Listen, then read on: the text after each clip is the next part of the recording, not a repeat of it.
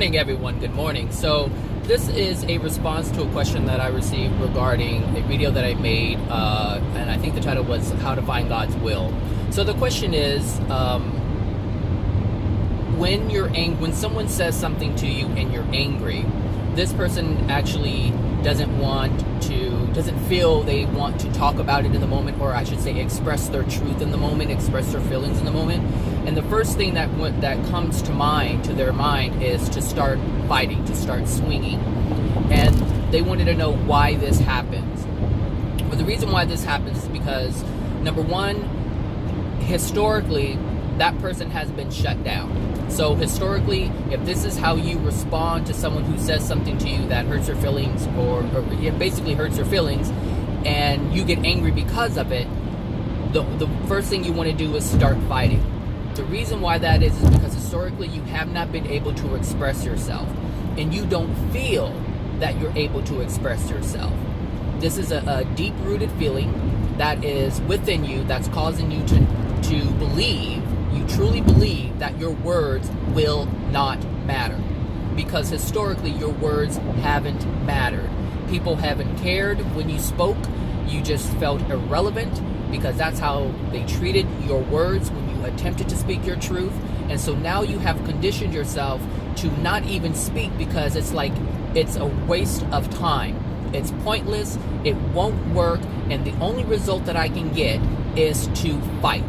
That's the only thing I know people will respond to. So I will not speak my truth because it's absolutely irrelevant. This is the reason why this happens. Now, how to get over that is to understand what I just said, to let this sink in and feel from your past how you have felt and still feel today that the words you speak are irrelevant. They do not matter. Once you understand this, then you will then understand why you're not willing to speak. And if you want to improve yourself and change and progress in a more loving way, you will catch yourself as you're having the conversation with whomever you're having the conversation with.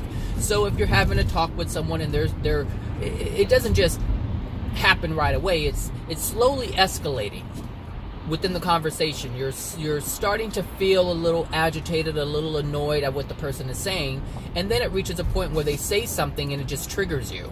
So as you're having the conversation and you feel yourself change internally, as you feel your mood change, as you feel feelings come up, as you feel the anger, as you feel the annoyance, as you feel the agitation just building up inside of you, that's when you, because you're an aware being, at this time you would be the person who is aware of yourself. You'll say to yourself, I feel this coming on. I feel it coming on, and I don't like what I'm feeling. I don't like what the person is saying. Two things. One, recognize that what the person is saying is actually true. They're actually giving you a reflection, a mirror, holding up a mirror to you so that you can see an aspect of who you are that you're not able to see, first of all. The second thing is to, hold on. Sorry about that. So the second thing is to express yourself to that person saying, I really don't like the way you're talking to me, or I don't like what you're saying to me. Express yourself in that manner. Allow yourself to be able to express yourself.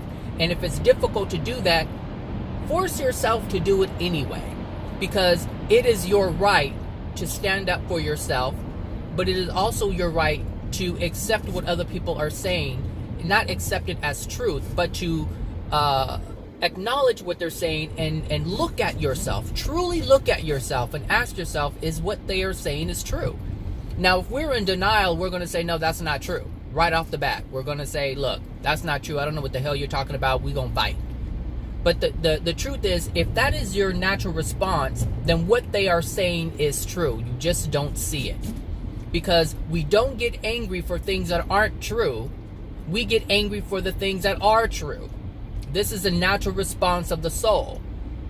It knows what's in it, and the thing is, your mind is like, I don't want to believe it. It's in your soul, but your mind doesn't want to believe it. Your conscious mind doesn't want that to be an aspect of who you are.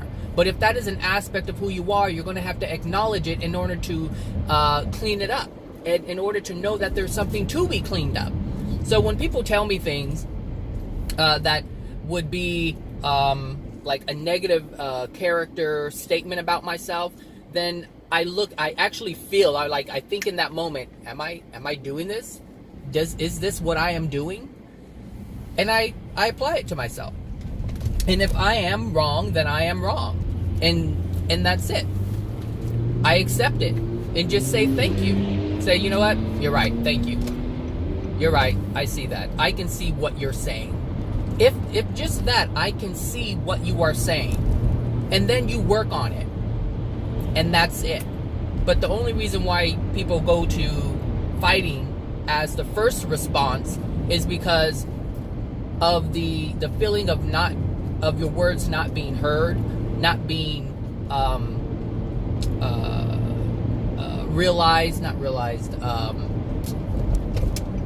not being heard, and I